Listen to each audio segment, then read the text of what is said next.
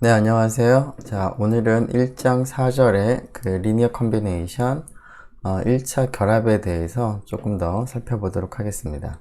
지난 시간에 우리가 1차 결합의 의미들은 살펴보았습니다. 1차 결합의 정의를 다시 한번 살펴보면 몇 개의 벡터들에 대해서 그 벡터들의 앞에 스칼라를 곱해서 그런 것들을 더한 형태를 우리가 1차 결합이라고 표현을 했습니다.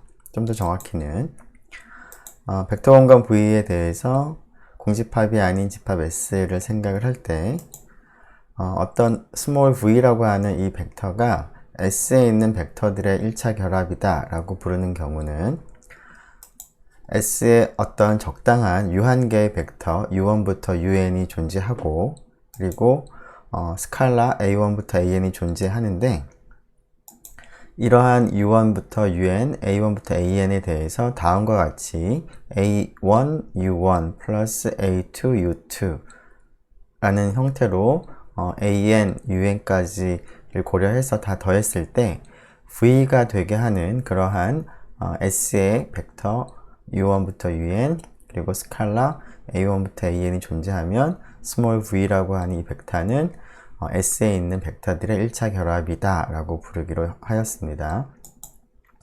자, 물론 이제 이러한 경우에 그 S에 있는 벡터들의 1차 결합이라고도 볼 수가 있고요. 좀 더 구체적으로 얘기를 하면 U1부터 UN들을 가지고 스케일러 멀티플리케이션 한 다음에 더해서 만들어져 있는 그런 벡터가 V가 되므로 V는 U1부터 UN이라는 벡터들의 1차 결합이다 라고도 부르기로 하였습니다. 자, 그리고 이때 그 스칼라들을 우리가 A1부터 AN 스칼라들을 이 1차 결합의 개수다 라는 말을 사용을 하기로 하였습니다. 자, 그리고 이러한 그 1차 결합을 생각을 해보면 S라는 벡터가 S라는 그 집합이 물론 V도 상관없지만 V라는 벡터 공간이 어떤 벡터 공간이 있든 그리고 S라는 공집합이 아닌 집합이 어떠한 집합이 되던 0벡터는 그 항상 그 1차 결합이다 라는 얘기를 하였습니다. 자, 그리고 1차 결합의 구체적인 예를 살펴보기 위해서 우리가 간단하게 어떤 음식의 그 바이타민 벡터라고 하는 것을 간단하게 살펴보았습니다. 네, 우리가 이제 오늘 주로 관심을 가질 내용은 그 조금 전에 우리가 약속한 1차 결합이라는 이제 정의를 했는데요. 자, 그러면 그러한 정의 입장에서 어떠한 벡터가 다른 벡터들의 1차 결합인지 아닌지를 어떻게 판단할 수 있을지, 그리고 어떠한 벡터가 다른 벡터들의 1차 결합이라면 구체적으로 어떠한 형태로 쓰여지는지를 어떻게 우리가 계산할 수 있을지를 생각을 해보려고 합니다. 자, 이러한 문제는 지난번에도 얘기를 했던 것처럼 그 선형 방정식, 선형 연립 방정식과 이제 관련이 될 텐데요. 좀 더 구체적으로 우리가 이 사실을 생각을 해보기 위해서 구체적인 이그젠플 하나 생각을 해보도록 하겠습니다. 자, 2, 6,8 물론 R3의 벡터를 하나 생각을 하겠습니다. 자, 이 벡터가 다음과 같이 주어지는 5개의 벡터, 물론 U1부터 U5라는 5개의 벡터도 R3의 벡터가 되죠. 물론 지금은 이제 벡터 공간 V를 R3인 상태에서 생각을 하겠습니다. 자, 이 녀석이 V라고 한다면 이 V가 U1부터 U5의 1차 결합인지 아닌지, 만일에 1차 결합이라고 한다면 구체적으로 V가 얼마의 U1부터 얼마의 여기서는 5개니까 네. A1부터 A5가 그럼 구체적으로 어떤 값인지를 우리가 찾는 방법을 한번 생각을 해보려고 합니다. 자, 그러면 V라고 하는 것이 이 5개의 벡터의 1차 결합이다 라고 하는 것은 결국 이 식을 만족하는 개수 역할을 하는 스칼라 A1부터 A5가 존재한다 라는 것과 동일한 그러한 문제가 되겠습니다. 그래서 1차 결합인지 아닌지를 판단하려면 이 조건을 만족하는 A1부터 A5가 존재하느냐 안 하느냐인데요. 자, 이 조건을 만족하는 A1부터 A5라고 하는 것은 어떠한 형태로 다시 바꿔 쓸 수 있는지 생각을 해보기 위해서 지금 여기 있는 이 벡터를 이제 성분 입장에서 한번 계산을 한번 해보죠. 자, 그러면 지금 A1, U1의 성분은 어떻게 되냐면 U1이 그 1, 2, 1이니까 A1, U1은 A1, 2A1, 그 다음에 A1이 되겠습니다. 그리고 마찬가지로 두 번째 A2, U2를 성분 생각을 해보면 성분으로 나타내보면 마이너스 2, A2, 마이너스 4, A2, 마이너스 2, A2가 되겠죠? 자, 계속해서 써보면 0, 2A3, 3A3가 되겠죠? 그리고 2A4, 0, 마이너스 3A4가 될 거고요. 마지막이 마이너스 3A5, 8A5가 되겠죠? 그 다음에 16A5가 되겠습니다. 자, 우리가 지금 생각하는 벡터 공간은 R3고 이 R3에서의 이제 벡터의 덧셈은 성분별로 더하는 그러한 연산을 우리가 생각을 했으므로 이 결과는 자, A1, 마이너스 2A2, 0, 2A4, 마이너스 3A5를 더하면 되겠습니다. 즉 A1, 마이너스 2A2, 그 다음에 0은 없고요. 더하기 2A4, 마이너스 3A5. 그리고 이제 두 번째 성분을 보면 두 번째 성분이죠. 여기 그리고 플러스 그 다음 두 번째 성분이 2A3, 그 다음은 0이고요. 그 다음이 8A5입니다. 자, 세 번째 성분도 생각을 해보면 여기 이런 식으로 있겠죠. 자, 마찬가지로 써보면 A1 마이너스 2A2 플러스 3A3 마이너스 3A4 플러스 16A5가 되겠습니다. 자, 그런데 이러한 R3의 벡터가 2,6,8이라는 벡터가 되기를 바라기 때문에 이 조건을 만족을 하기 위해서는 첫 번째 성분이 2가 되어야 되겠죠. 그리고 두 번째 성분이 6이 되어야 되겠습니다. 세 번째 성분이 8이 되는 그러한 조건을 만족을 해야 됩니다. 즉, 이 조건을 만족한다라는 의미를 우리가 성분별로 우리가 해석을 해서 생각을 해보면 다음과 같이 이러한 결과를 얻을 수가 있는데요. 자, 이 결과를 조금 정리를 해서 한번 써보도록 하겠습니다. 자, 여기 있는 것을 우리가 한번 다음에 정리를 하기 위해서 조금 이 부분을 복사를 해서요. 다음 식과 한번 비교를 해보죠. 우리 계산을 잘 했는지. 자, 앞에서 우리가 얻은 식이 이 식인데요. 여기다가 쓸까요? 조금 지저분, 네, 여기다가 쓰죠. 네, 여기 있는 것처럼 A1 마이너스 2A2 이게 마이너스 2A2죠. 약간 조금 잘 보이진 않는데 그 다음 2A4가 있고요. A3 부분은 지금 0이어서 여기는 이제 없습니다.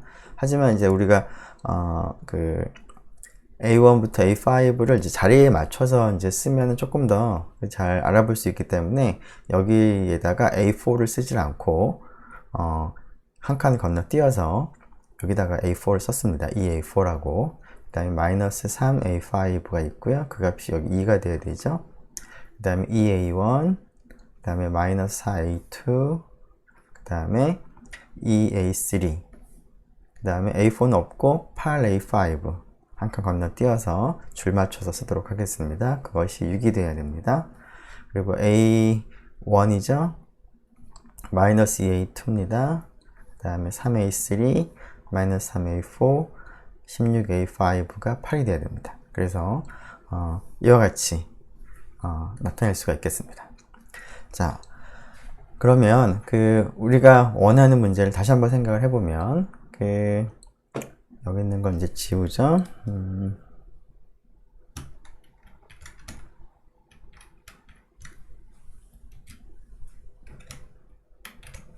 네.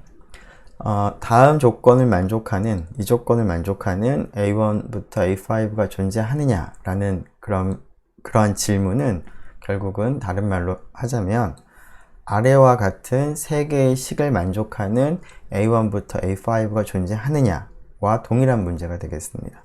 동일한 질문이 되겠습니다.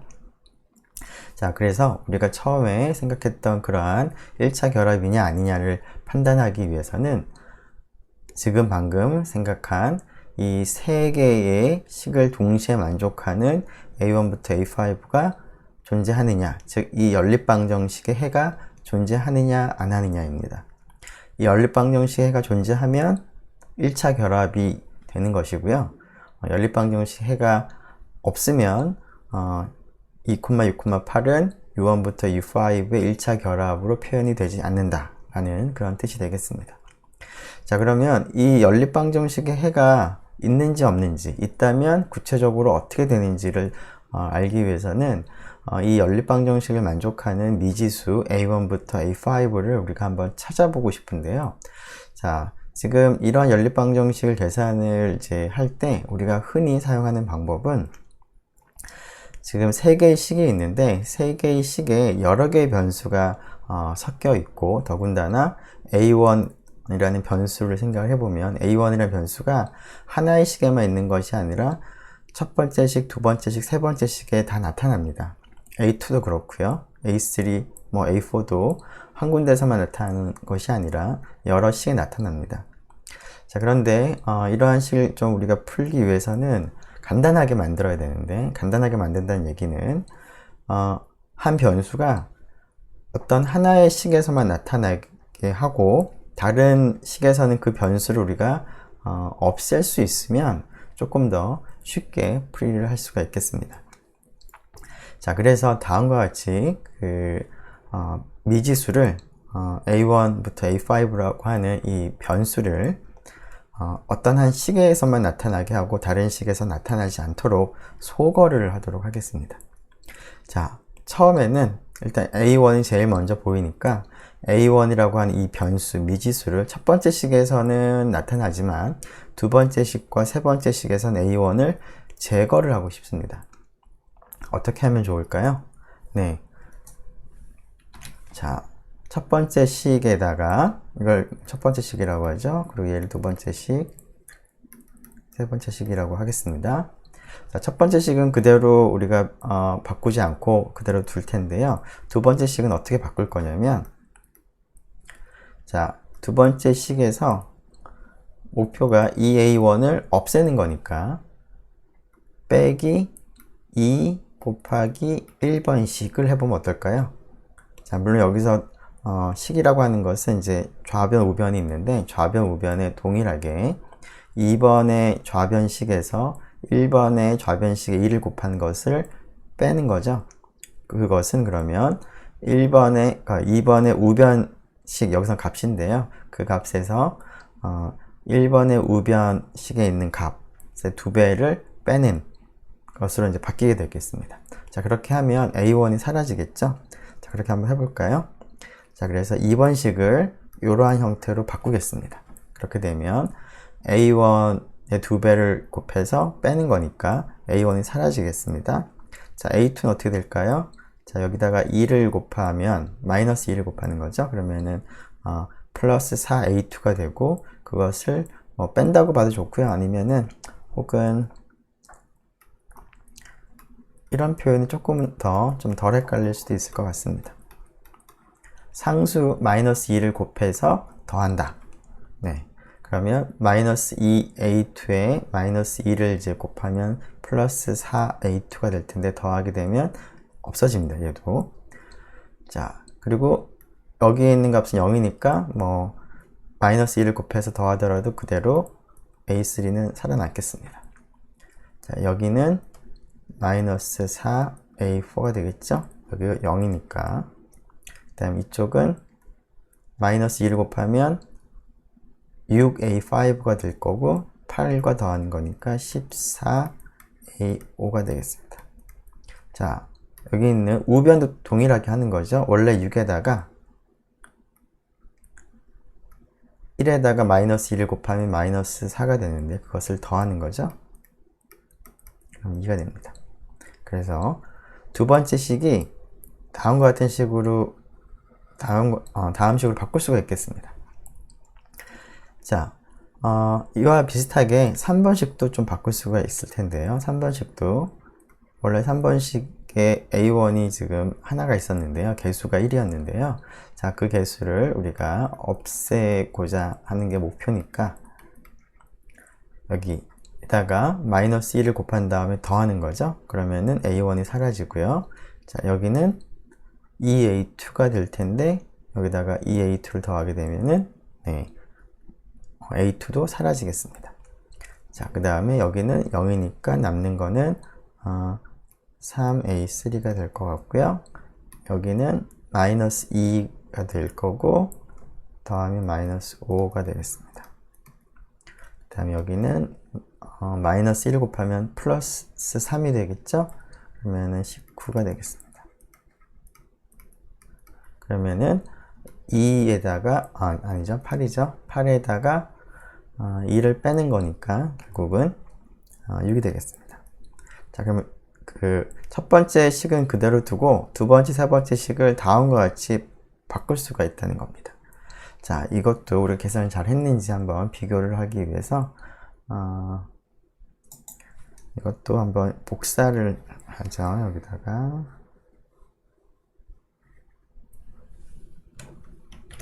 자, 복사를 해서 그 다음 자, 이렇게 바뀌었는데요.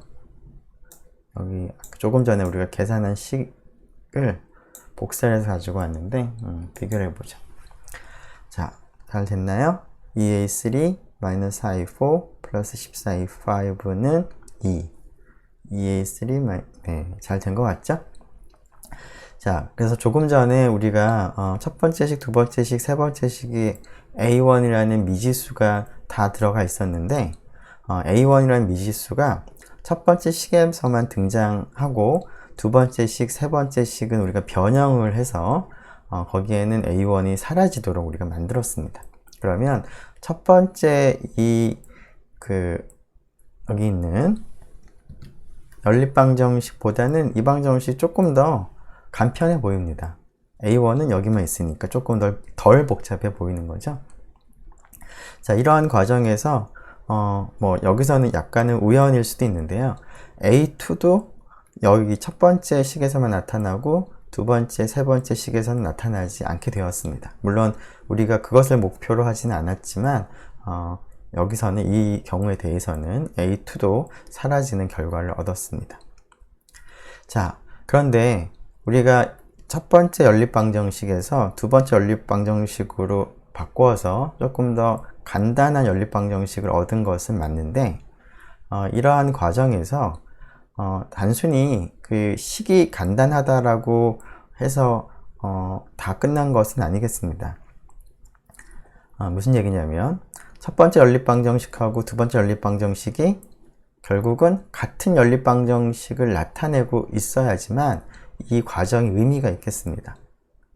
다시 한번 얘기를 하면 첫 번째 연립방정식의 스타라고 쓰고요. 두 번째 연립방정식을 더블 스타라고 쓰면 스타와 더블 스타를 비교해 보면 당연히 더블 스타가 조금 더 간단해 보입니다. 간단해 보이긴 하지만 우리가 원하는 것은 스타라는 연립방정식의 해를 찾기 위한 거니까 스타라고 하는 연립방정식의 해나 더블 스타라고 하는 연립방정식의 해가 동일해야 됩니다.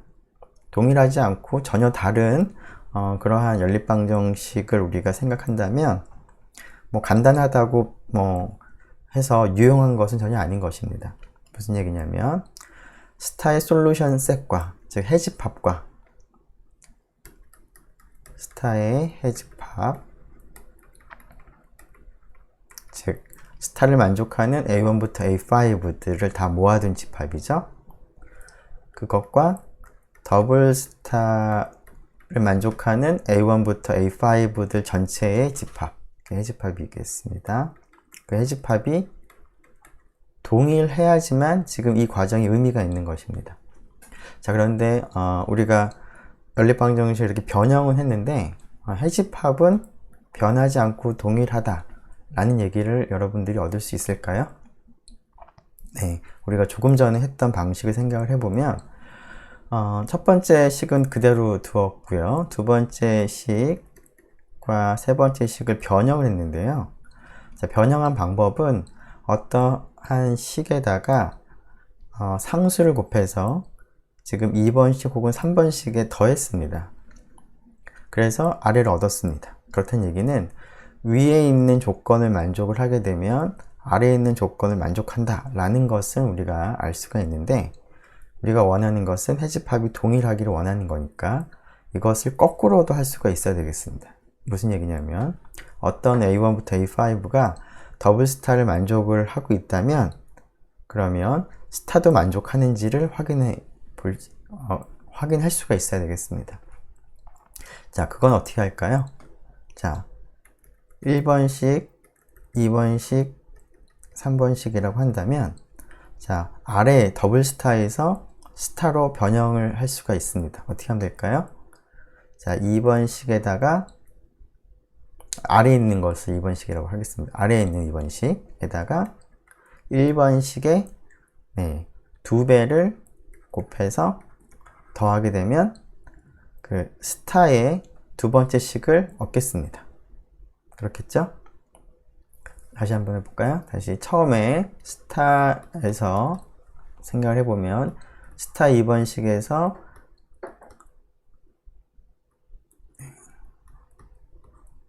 스타의 1번식에 마이너스 1을 곱해서 더한 것을 이제 변형을 한 거죠. 그런 식으로. 네.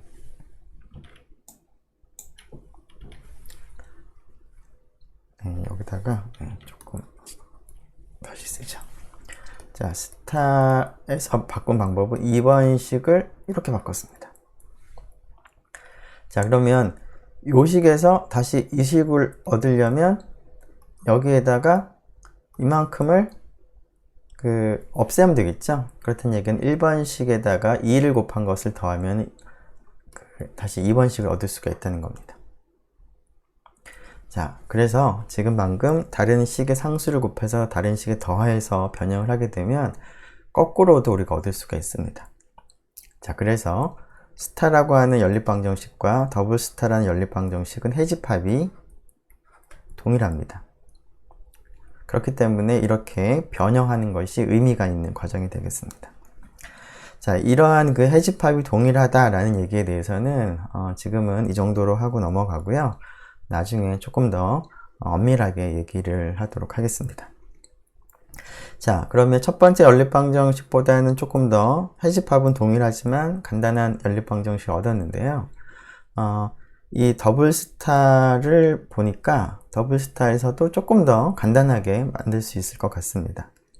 즉, A3를 보니까 A3가 두 번째 식에 나타나고 있는데 이 두 번째 식에 나타나는 A3가 세 번째 식에 나타나지 않도록 만들 수 있다면 조금 더 간단해 보입니다. 자, 그렇게 하기 위해서 우선 두 번째 식의 개수가 A3 앞에 개수가 2니까 이것을 1로 만들어 주고 나면 조금 더 편할 것 같아서 전체를 두 번째 식에서 개수를 전부 다 2로 약분하겠습니다. 나눗셈을 하겠습니다. 그러면 A3 빼기 4A4 이거다 쓰죠. A3 마이너스 2A4가 되는 거죠. 그 다음에 7A5는 1로 이제 바꿀 수가 있고요. 그런 다음에 여기 있는 이 세 번째 식에서 A3를 없애고자 하는 것이 목표가 됐으니까, 그런 걸 목표로 하니까 어떻게 하면 될까요? 이 식에다가 마이너스 3을 곱한 것을 여기 세 번째 식에 더하는 거죠. 그러면 여기에다 마이너스 3을 곱해서 더하면 없어지고요. 여기다 마이너스 3을 곱하니까 6, 개수만 보면 여기랑 더하면은, 그러면 A4가 하나만 남겠죠. 그 다음에 A5를 보면 개수가 마이너스 37, 21인데 여기가 19니까 마이너스 2A5가 생기는 것 같고요. 6이었고 1에다 마이너스 3을 곱해서 더하면 3이 되겠습니다. 그래서 이렇게 조금 더 간단하게 바꿀 수가 있겠습니다. 자, 우리가 이 계산도 잘 했는지 이걸 복사를 해서 다음에 있는 슬라이드의 결과와 비교를 해 보겠습니다. 자, 지금은 이제 이 다음 슬라이드는 여기 앞에 A3 두 번째 식에서 A3 앞에 개수를 이제 1로 만든 거죠. 그리고 나서 이렇게 바꿨는데, 앞에서 우리가 계산한 결과를 여기서 한번 비교해 보면 이렇게 했었죠. 네, 계산 결과가 틀리지 않고 잘 했습니다. 자, 물론 지금 얻은 이 연립방정식, 이것을 트리플 스타, 여기는 별표 4개 이렇게 표시한다면, 처음 별표 하나짜리 연립방정식이나 별표 2개짜리 연립방정식이나 해집합이 같고, 또 별표 3개짜리 연립방정식하고도 해집합이 같을 거고요. 별표 4개짜리도 마찬가지 이유에서 해집합이 동일합니다. 그래서 그런 의미에서 우리가 이런 기호를 썼습니다. 보통 이런 기호는 이제 두 개가 서로 동치다라는 그런 것을 나타낼 때 쓰는 표현인데, 연립방정식의 해집합이 동일하다라는 것을 나타내기 위해서 이런 기호를 썼습니다. 자, 이렇게 쓰고 나면 지금 첫 번째 식에서는 A1만 나타나고요. 그리고 두 번째 식, 세 번째 식에서는 A1이 없습니다. 그리고 두 번째 식에서는 A3가 나타나는데 A3가 첫 번째 식과 세 번째 식에는 A3가 나타나지 않습니다. 자, 그 다음에 A4를 보죠. A4는 어떤가요? 네, A4는 세 번째 식에는 나타나지만 첫 번째, 두 번째 식에서 나타나지 않았으면 좀 더 간단할 텐데 지금 나타나고 있으니까 지금 A4를 첫 번째 식과 두 번째 식에서 없애주면 더 좋을 것 같습니다. 자, 어떻게 하면 없앨까요? 자, 이번에는 이 세 번째 식은 그대로 두고 다시 두 번째 식과 첫 번째 식을 변형을 하는데요. 자, 여기에다가 지금 얘를 없앤다고 생각한다면, 없애는 것이 목표라면 마이너스 2를 곱해서 첫 번째 식에다가 더해서 바꿀 수가 있겠습니다. 즉 A1, 자, 여기에다가 마이너스 2를 곱하면 앞에 있는 A1하고 A2는 여기 없기 때문에 그대로 가고요. 그리고 A3도 당연히 없으니까, 여기도 없고 여기도 없으니까 그대로 비어 있고, A4가 사라지겠죠? A4도 없고, 그 다음에 A5만 보면 될 것 같네요. 이 경우에는. 그러면은 개수가 4가 될 텐데, 그러면 더하면은 A5가 되겠습니다. 그것이 2에다가 마이너스 6을 더하면 마이너스 4가 되겠죠? 그래서 첫 번째 식이 이렇게 바뀌고요. 자, 두 번째 식에 있는 EA4에서 A4 부분을 없애기 위해서 이번에는 세 번째 식에 2를 곱해서 두 번째 식에 더하는 걸로 생각을 해보면, 자, 마찬가지로 여기 A3가 없으니까 여기 A3는 그대로 있고요. 자, EA4는 우리가 선택한 숫자를 생각해보면 없어지겠습니다. 0이 됩니다. 자, A5만 보면 될 것 같고요. 그럼 여기가 개수가 2를 곱하면 4가 되죠. 4하고 7을 더하면 11인가요? 4가 아니라 마이너스 4죠. 네. 자, 마이너스 4니까 3인가요? 네. 그러면 3에 2를 곱하고 1을 더하니까 7이 되겠습니다. 그리고 세 번째 식은 뭐 우리가 그대로 둔 거죠. 자, 그래서 이렇게 우리가 이렇게 조금 더 간단하게 할 수 있을 것 같은데, 네. 계산이 잘 됐는지 복사를 하고 다음 슬라이드에서 결과를 비교해 보면, 네, 계산이 잘 됐죠? 네, 틀리지 않고 계산을 잘 했습니다. 자, 그러면 최종적으로 여기까지 우리가 표시를 할 수가 있을 텐데요. 자, 지금까지 우리가 변형은 했지만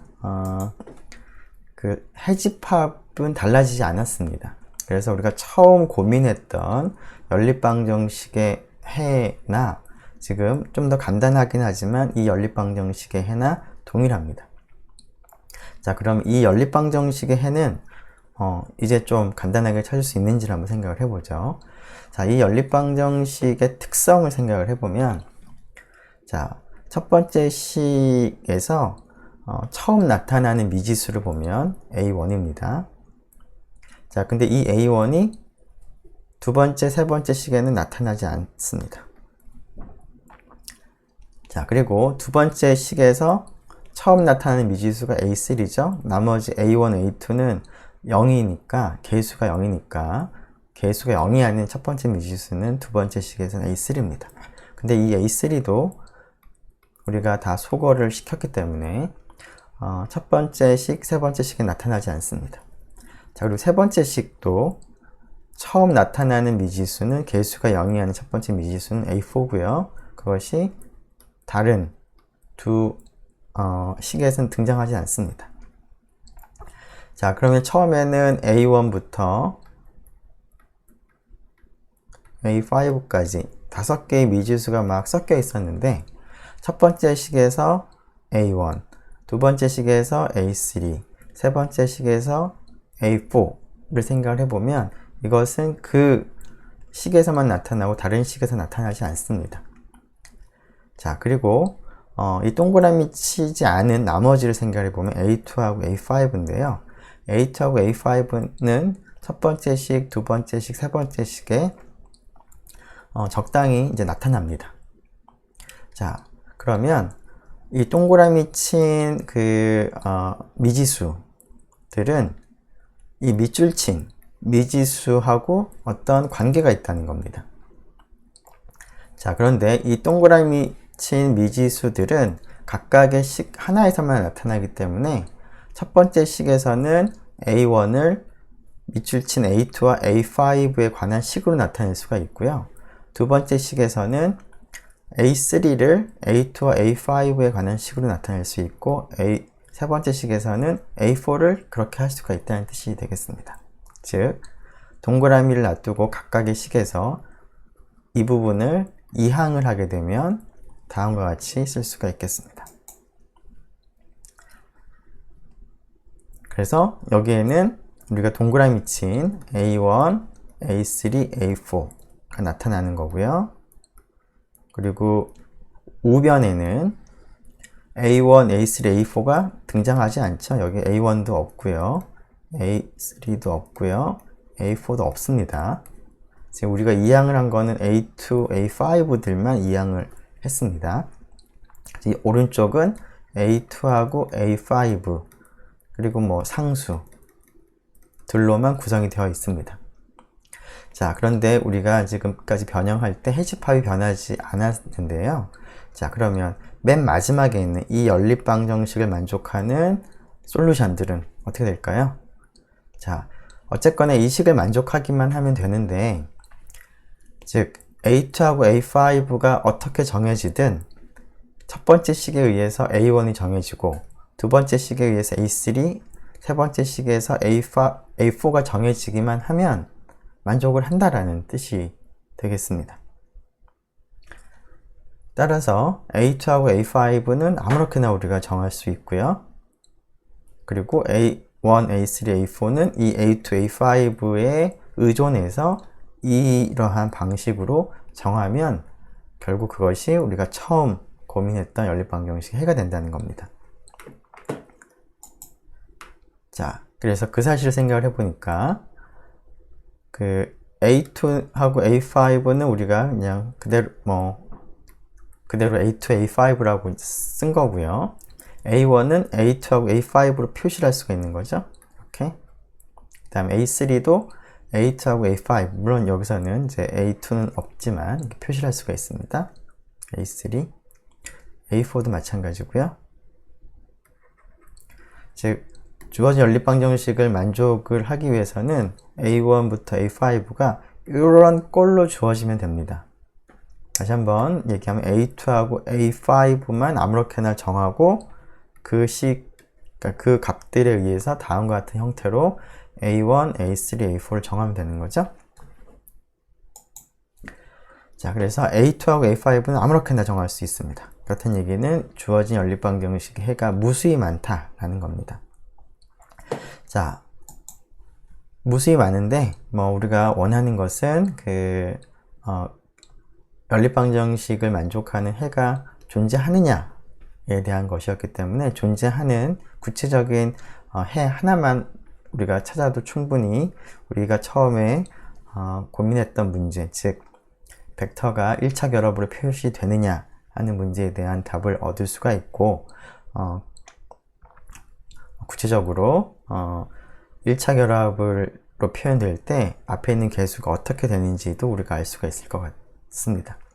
자, 그래서 주어진 연립방정식의 해는 무수히 많지만 그 중에서 가장 간단한 것을 살펴보도록 하기 위해서 가장 간단하게 A2하고 A5를 0으로 정하고 나서 A1, A3, A4 생각을 해보면 A1은 마이너스 4가 되겠고 A3는 7, A4는 3이 되겠죠? 자, 그러면 마이너스 4가 A1, 그 다음에 A2하고 A4, 5는 0으로 지금 정한 거고요. 그 다음에 A4는 다시 또 3, A3는 7이니까 이것이 하나의 솔루션입니다. 물론 이 솔루션, 이 해 말고도 무수히 많이 있습니다. A2하고 A5를 다르게 정할 때마다 그리고 이러한 조건으로 나머지 미지수를 정하면 솔루션이 나타납니다. 근데 그 중에서 간단한 걸 하나 찾은 거죠. 자, 이게 솔루션이라는 얘기는 처음에 우리가 고민했던 2,6,8이라고 하는 이 벡터가 A1, U1, A2, U2, A3, U3, A4, U4 플러스 A5, U5 이 꼴로 표시가 되는 그런 스칼라가 있느냐라는 문제에 대해서 있다 라는 거고, 구체적으로 예를 들면 이 값은 마이너스 4 U1 더하기 0 곱하기 U2 더하기 7 곱하기 U3 더하기 3 곱하기 U4 더하기 0 곱하기 U5로 계산해보면 268이 표현이 된다 라는 겁니다. 물론 A2하고 A5를 0으로 정하지 않고 다른 걸로 정하고 그걸 맞춰서 나머지 미지수도 정하면 이 솔루션 말고 다른 솔루션도 얻을 수가 있는데, 그렇게 되면은 268을 표현하는 1차 결합으로 표현하는 또 다른 경우들을 우리가 얻을 수가 있겠습니다. 자, 그래서 결국 우리가 얻은 결과는 268은 5개의 벡터 1차 결합으로 표현이 된다 라는 거고, 그러한 표현 방법은 유일하진 않고요. 굉장히 많이 있는데 그 중에서 한 가지를 우리가 찾은 것이죠. 자, 그래서 결론은 268, 2,6,8은 5개 벡터의 1차 결합이다 라는 것을 우리가 얻었습니다. 네, 조금 이제 연립방정식을 이제 처음 풀어본다라고 생각을 하고 설명을 하다 보니까 조금 자세하게 얘기를 해서 좀 길어졌는데요. 자, 우리가 조금 전에 한 일을 한번 정리를 한번 해보도록 하겠습니다. 자, 연립방정식을 우리가 이제 풀 때, 연립방정식 해를 구할 때 앞에서 우리가 적용했던 방법은 주어진 연립방정식을 조금 간단하게 만들자. 어떤 의미에서 간단하게 만들었냐면, 어떤 미지수를 한쪽에서만 나타나게 하고 다른 식에서는 나타나지 않도록 소거를 했습니다. 자, 그러한 과정에서 우리가 사용한 방법을 생각을 해보면 크게 한 3가지 형태의 그 변형한 방법을 우리가 적용을 할 수가 있습니다. 물론 우리가 조금 전에 연립방정식을 이제 변형하는 과정에서 지금 소개할 3가지를 다 사용하진 않았는데, 우리가 사용한 것은 사실은 뭐 예를 들면 이런 거죠. 2번식이 있으면 2번식을 어떻게 바꿨냐면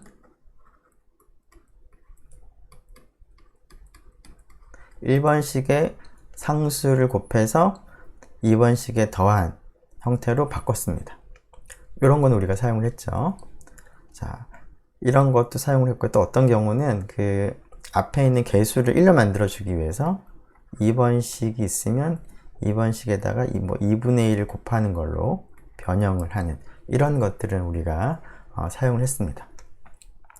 자, 앞에 예제에서는 사용을 안 했지만 어떤 일도 할 수 있냐면 식이 1번, 2번, 3번이 있는데, 자, 이것을 1번하고 3번하고 2번 이런 식으로 순서를 바꿀 수도 있겠습니다. 자, 1번, 2번, 3번을 동시에 만족하는 그러한 미지수들을 생각을 하는 것이나, 순서를 바꿔서 1번, 3번, 2번을 동시에 만족하는 그런 미지수, 연립방정식을 생각을 하나, 왼쪽 연립방정식, 오른쪽 연립방정식은 해집합이 똑같습니다. 그죠? 자, 그래서 우리가 사용은 하지 않았지만 이런 것도 우리가 사용할 수가 있는데요. 자, 그런 것까지 포함해서 얘기를 하면 연립방정식을 간단하게 변형할 때 사용할 수 있는 3가지 형태의 오퍼레이션은 다음과 같은 3가지입니다. 첫 번째, 맨 마지막에 언급했던 2개의 식을 순서를 바꾸는 방식으로 이제 변형을 하는 겁니다. 그리고 두 번째는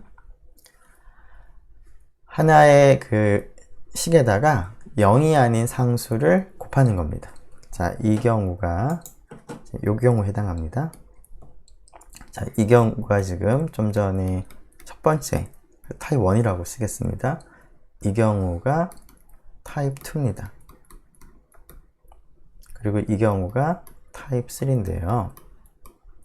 자, 타입 1하고 타입 3에서 이제 상수를 곱하는데, 타입 2에서 곱하는 상수는 0이 아닌 상수를 곱해야 됩니다. 네, 타입 3에서는 뭐 지금은 이제 0이 아닌 상수를 곱했지만 0이 상수를 곱해도 뭐 문제는 없습니다.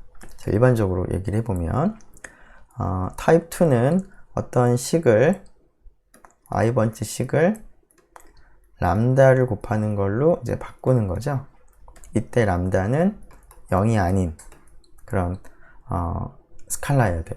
스칼라여야 합니다. 자, 3번식에서는 i라는 식에다가 j라는 그 식에다가 람다를 곱해서 i라는 식에 더하는 형태로 i라는 식을 바꾸는 그런 식의 그 변형 방법이 3번째 타입의 변형 방법인데, 이 경우에는 람다가 0도 괜찮습니다.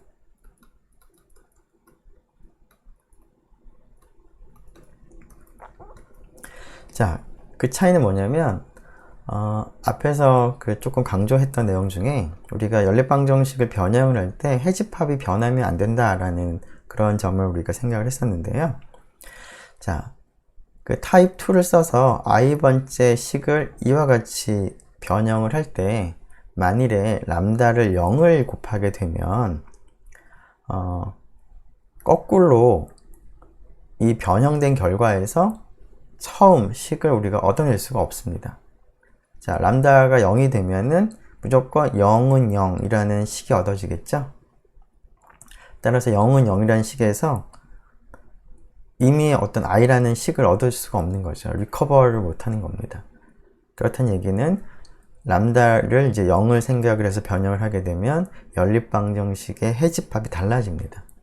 그래서 이 조건이 필요한데요. 자, 여기서는 람다가 0이어도 상관없습니다.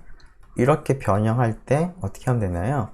자, 요 식에다가 다시 마이너스 람다를 곱한 것을 다시 여기다 더하면 다시 i를 리커버 할 수가 있죠. 물론 람다가 0인 경우에도. 자, 그래서 세 번째 타입에서는 람다 0을 허용하지만 두 번째 타입에서는 0을 허용하지 않겠습니다. 자, 그래서 여기가 난제로입니다. 한 식에다가 0이 아닌 상수를 곱한다. 그래서 그렇게 변형시킨다 라는 뜻입니다. 네, 그리고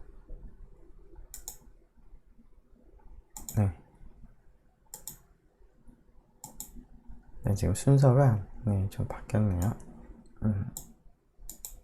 네, 이 순서죠. 네. 그리고 세 번째 타입이 지금 어떠한 식에다가 상수를 곱한 것을 다른 식에다가 더한다 입니다. 즉 another equation의 번호를 i번이라고 하고요. 지금 상수배하는 거를 j2번째 equation이라고 한다면 조금 전에 설명한 방식이 i번째 equation을 어떻게 바꾸느냐, i번째 equation에다가 constant를 람다라고 쓰죠. 람다를 j번째 equation에다가 곱한 다음에 그것을 i번째 equation에 더하는 걸로 바꾼다 라는 겁니다. i번째 식을 이렇게 바꾼다. 자, 이러한 방식을 우리가 사용할 수가 있는데, 이러한 세 가지 타입의 그 조작 혹은 오퍼레이션을 적용을 해서 연립방정식을 조금 더 간단한 형태의 연립방정식으로 변형을 우리가 할 수가 있겠습니다. 자, 그래서 이러한 그 조작을 통해서 조금 더 간단한 연립방정식을 바꾸고 나면 그것은 조금 더 우리가 쉽게 풀 수가 있는 것이죠. 자, 그런데 우리가 그 간단한 연립방정식으로 바꾸는 것만 중요한 것이 아니라 해집합이 변형되면 안 되기 때문에 해집합이 그대로 유지가 되어야 되기 때문에 그 두 번째 타입에서는 여기가 난제로라는 조건이 있었다라는 것도 기억을 하면 좋겠습니다.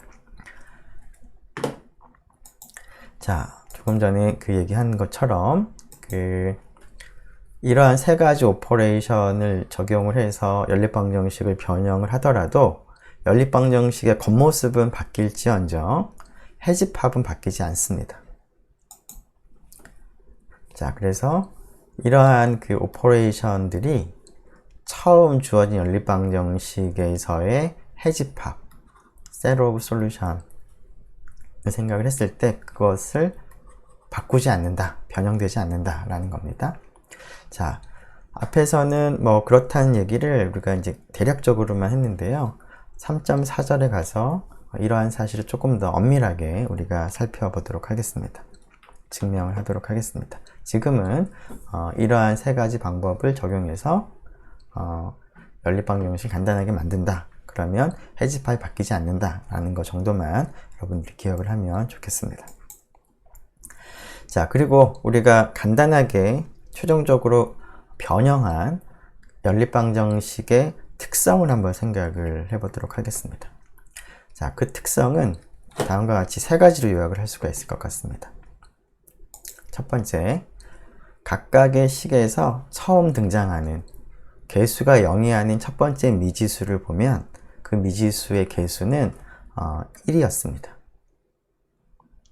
자, 첫 번째 식은 A1 얼마 이렇게 나갔었죠. 두 번째 식은 A3 얼마 이렇게 나갔고요. 세 번째 식은 A4 얼마 나갔습니다. 그래서 앞에서 동그라미를 이렇게 쳤는데 각 식에서 처음 등장하는 개수가 0이 아닌 첫 번째 미지수를 보면 A1, A3, A4였는데 이러한 미지수의 개수가 전부 다 1이 되도록 우리가 변형을 했습니다. 자, 또한 이렇게 동그라미 친, 즉 처음 개수가 0이 아닌 처음 미지수는 다른 식에서는 등장하지 않습니다. 자, 이게 두 번째 특징입니다. 자, 어떤 식에서 그 0이 아닌 개수를 가지는 첫 번째 미지수를 생각을 할 때 그 미지수는 다른 식에서는 등장하지 않는다. 다른 말로 그 미지수 앞에 붙는 개수가 0이다 라는 거죠. 제로 코에피션트.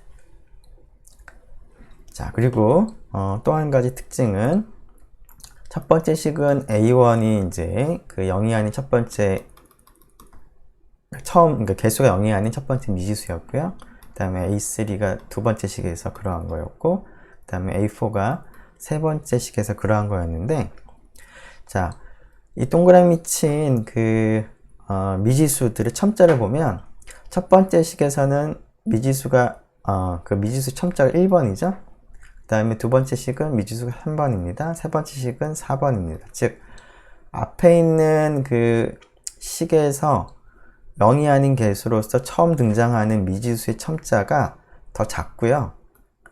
두 번째 식에서 그러한 미지수의 첨자가 더 큽니다. 그리고 두 번째랑 세 번째랑 비교해도 그렇게 됩니다. 자, 이러한 특징이 있는데 그것을 생각을 해보면 어떤 식에서 0이 아닌 개수를 가지는 첫 번째 미지수를 생각을 해보면 그 미지수의 첨자, 서브스크립트를 생각을 해보면 어떤 식이 있고 어떤 식이 있고 어떤 식이 있다고 하죠. 자, 이 식을 생각을 해보죠. 여기에 이제 i가 나타났다고 하겠습니다. 처음으로 앞에는 전부 0이었다가 여기는 처음으로 이제 개수가 0이 아닌 미지수가 ai였다 라고 한다면 그 전에 있던 그 식에서도 그런 게 나타났었겠죠. 뭐 a, j가 있을 텐데 이때 j하고 i의 관계를 보면 j하고 i는 이런 관계가 있습니다. 자, 그것을 다음과 같이 표현할 수 있겠습니다. 자, 그 전에 나타난 식에서 0이 아닌 개수를 가지는 첫 번째 미지수의 그 첨자랑 비교했을 때는 그 다음 식에 나오는 그 첨자가 더 크다라는 겁니다. 어떤 식에서 그 0이 아닌 첫 번째 개수의 첨자가 그 전에 위쪽에 나타난 식에서 그 0이 아닌 첫 번째 개수, 0이 아닌 개수를 가진 첫 번째 미지수죠. 그 미지수의 첨자랑 비교해 보면 요 i가 그 preceding이죠. 여기 preceding equation이라는 게 그 위 걸 말하는 겁니다. 그 전에 나타난, 그래서 j보다는 i가 더 크다라는 겁니다. 이런 특징이 있었는데요. 자, 이 세 가지 특징이 그 세 가지 특징을 가진 연립방정식으로 변형하는 것이 이제 결국은 우리의 목표라고 볼 수가 있겠습니다. 자, 그런데 이런 세 가지 특성을 가지는 연립방정식은 앞으로도 굉장히 유용하게 사용이 되기 때문에 어떠한 연립방정식이 이러한 세 가지 특성을 가진다, 안 가진다를 여러분들이 잘 기억을 했다가 판단을 할 수 있으면 좋을 것 같습니다. 이러한 그 세 가지 특성은 나중에 그 우리가 행렬을 얘기를 할 때 행렬 중에서도 조금 간단한 행렬, 연립방정식을 우리가 해결하는 입장에서 간단한 행렬을 얘기를 하려고 하는데요. 그러한 행렬로서 우리가 기약행 사다리꼴, 우리말로 한다면 기약행 사다리꼴 행렬이라는 행렬을 우리가 이제 도입을 할 건데 이러한 기약행 사다리꼴 행렬의 어떤 특성이 결국은 연립방정식 입장에서 간주하자면 이 세 가지 특성을 가지는 그런 행렬을 의미합니다. 그래서 이러한 특성이 앞으로도 나올 것이고 연립방정식을 우리가 변형을 할 때 우리가 많이 사용을 할 거기 때문에 이러한 특성들을 여러분들이 세 가지로 구성되어 있다는 것을 잘 기억을 하면 좋겠습니다. 자, 이 세 가지 특성을 여러분들이 잘 기억을 이제 하기 위해서 이그젬플을 통해서 이 세 가지 특성을 만족을 하는지 아닌지를 한번 생각을 해보죠. 앞에 있는 세 가지 특성을 순서대로 1번 프로퍼티, 2번 프로퍼티, 3번 프로퍼티로 이제 기억을 하도록 하죠. 1번 프로퍼티를 다시 한번 보면 각 식에서 0이 아닌 그 개수를 가지는 첫 번째 미지수를 보면 그 미지수의 개수는 1이다 라는 거고요. 이 녀석은 각 식에서 0이 아닌 개수를 가지는 첫 번째 미지수를 생각하면 그 미지수는 다른 식에서는 등장하지 않는다.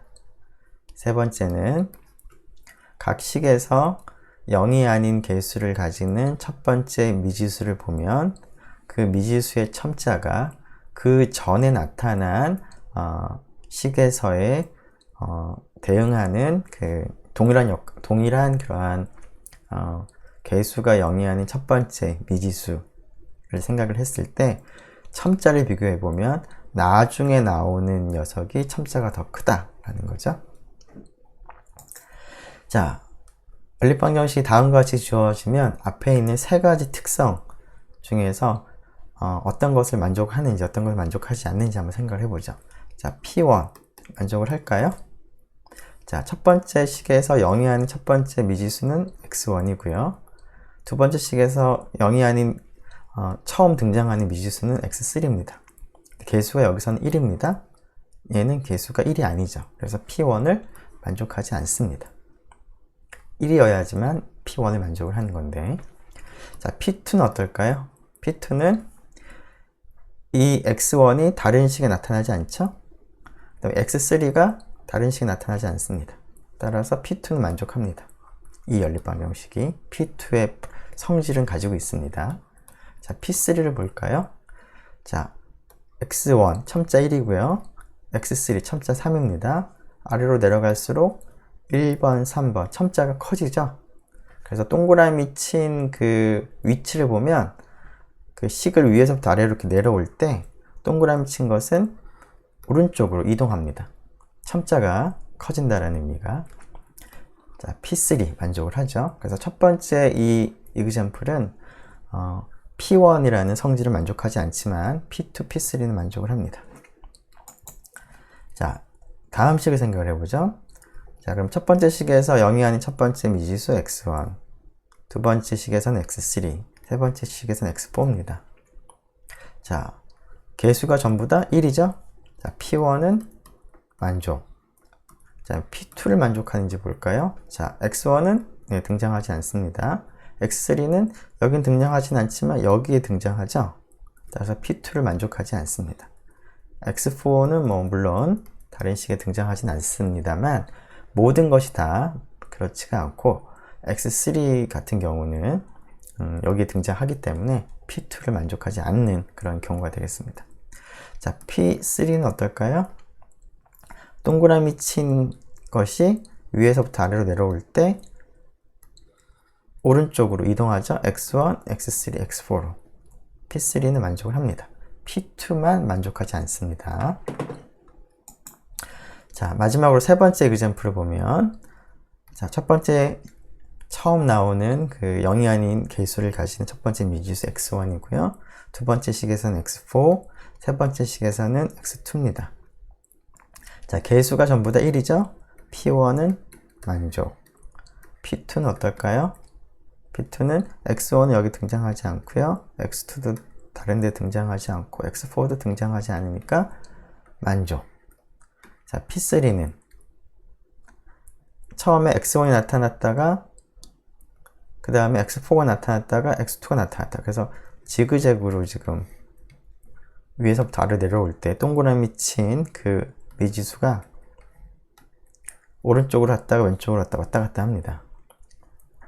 즉 1하고 4하고는 이제 이 순서 관계가 성립하지만 2하고 4는 이런 순서 관계 성립하지가 않죠. 그래서 P3가 만족하지 않습니다. 네, 시간이 약간 지나긴 했는데 조금 마무리를 좀 하죠. 자, 우리가 앞에서 얘기했던 그 세 가지 프로퍼티를 가지는 연립방정식. 연립방정식을 간단하게 영어로는 이제 시스템이라고 씁니다. 자, 세 가지 그 프로퍼티를 가지는 이제 연립방정식이 얻어지게 되면, 그 연립방정식은 굉장히 간단하죠. 간단해서 우리가 좀 풀기가 좀 굉장히 쉬운데, 어떻게 푸는지 앞에서 우리가 생각한 이그젠플을 생각을 해보면 되겠습니다. 자, 첫 번째 식이 있고, 여기서 처음 등장하는 미지수가 여기 있고, 두 번째 식에서도 처음 등장하는 미지수가 여기 있고요. 세 번째 식에서도 미지수. 뭐, 4개의 식이 있어도 마찬가지겠죠. 자, 동그라미 친 것이 처음 등장하는 미지수라고 한다면, 이 미지수는 전부 다 개수가 1입니다. 그리고 다른 데선 등장하지 않고, 지금 이 그림처럼 위에서부터 아래로 내려올 때, 이 동그라미 친 녀석은 이제 오른쪽으로 나타나는 그런 경향이 있겠습니다. 자, 그러면 미지수가 A1부터 AN이라고 쓴다면 이 n개가 있었는데 여기에 나오는 그런 미지수들도 있을 거고요. 여기에 등장하지 않은 미지수들도 있겠죠. 동그라미 친 것도 있고 동그라미 치지 않은 것도 있겠습니다. 자, 동그라미 치지 않은 그런 미지수들은 여기에 나타나겠죠. 그래서 그 A1부터 AN까지 n개의 미지수가 있다라고 하면 그 미지수를 크게 2개의 부분으로 갈릴 수가 있습니다. 동그라미 친 부분과 나머지. 자, 그러면 이 나머지 부분들을 이항을 하는 거죠. 그러면은 각 식에서는 이 동그라미 친 그 이쪽 미지수들이 하나씩 나타납니다. A1은 얼마, A3는 어쩌고 저쩌고, A5는 뭐, AN은 뭐 어쩌고 저쩌고. 그런데 여기 있는 거는 여기 있는 동그라미 치지 않은 나머지 변수들로만 구성이 되어 있겠죠. 그러면 이 식을 만족을 하기만 하면 되는 거니까 앞에서 우리가 했던 것처럼 여기에 등장하는 동그라미 치지 않은 나머지 변수들을 우리가 아무렇게나 정하는 거죠. 정하고 그 나머지 변수들을 정하고 나서 이 동그라미 친, 네모친 이런 변수들은 이 식에 의해서 이 식으로 정하면 결국은 솔루션을 계산할 수 있다라는 겁니다. 자, 그래서 이러한 방식으로 계산한다는 입장에서 이 세 가지 프로퍼티가 이제 핵심적인 역할을 하기 때문에 우리가 일반적으로 연립방정식 해를 구할 때 이 세 가지 프로퍼티를 만족하는 그러한 연립방정식으로 변형하는 것이 목표가 되겠습니다. 자, 그래서 앞에서 조금 전에 그 얘기한 그런 방식대로 하게 되면 그 각 식에서 처음 등장하는 미지수들을 생각을 해보면 그것이 아닌 다른 쪽 미지수들에 의해서 나타낼 수가 있습니다. 자, 그래서 그런 방식으로 우리가 표시를 할 수 있다, 풀 수가 있다라는 겁니다. 자, 그런데 이제 이러한 그 세 가지 그 프로퍼티를 가지도록 우리가 쭉 변형을 할 때 우리가 세 가지 타입의 오퍼레이션, 조작을 우리가 할 수가 있었는데요.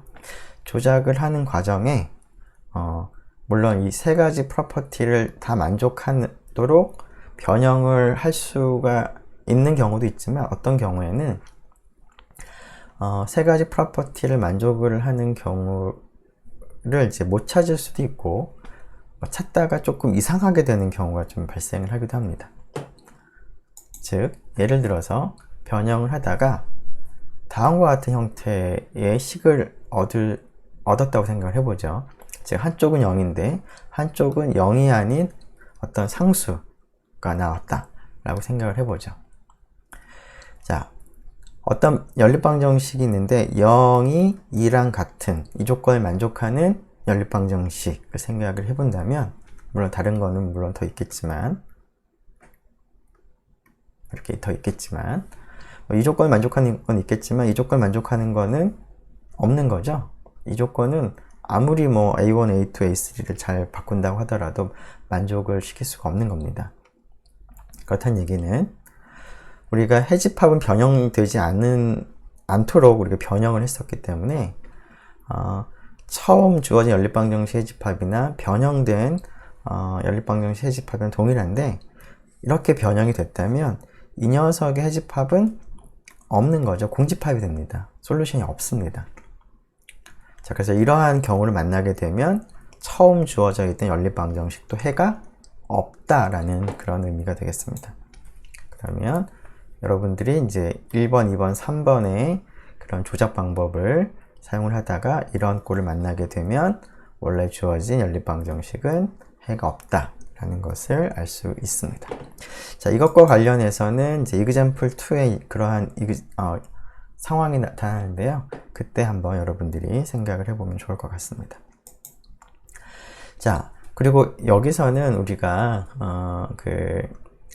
대략적으로 이제 연립방정식의 그 솔루션이 변하지 않는다라는 그런 걸 언급을 한 정도인데요. 3장에 가서는 지금 우리가 얘기한 이런 방식들이 올바른 방법이라고 하는 것을 조금 더 이론적인 측면에서 이론적인 근거를 우리가 얘기를 하도록 하겠습니다. 연립방정식을 우리가 푸는 이러한 방법이 올바른 방법이다라는 것에 대한 이론적인 방법을 얘기를 하도록 하고요.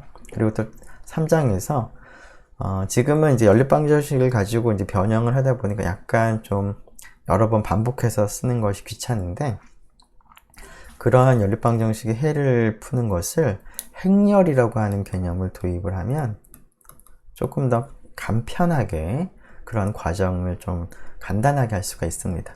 그래서 3장에 가서 연립방정식을 이제 풀 때 행렬을 도입을 해서 연립방정식을 좀 더 간단하게 푸는 그런 방법에 대해서도, 간단하게 나타내는 방법에 대해서도 살펴보도록 하겠습니다. 네, 지금까지 어떠한 벡터가 다른 벡터들 1차 결합이지 아닌지를 판단하는 그런 문제가 연립방정식과 어떻게 연결이 되어 있고, 연립방정식의 해를 찾을 때 어떠한 조작을 할 수가 있고, 그리고 최종적으로 어떠한 프로퍼티를 갖는 연립방정식으로 변형하는 게 목표였는지를 우리가 얘기를 했는데요. 이것들을 가지고 실제 또 다른 example들에 대해서 한번 사용을 해보도록 하겠습니다. 자, 잠깐 쉬었다가 example 2를 같이 살펴보도록 하겠습니다.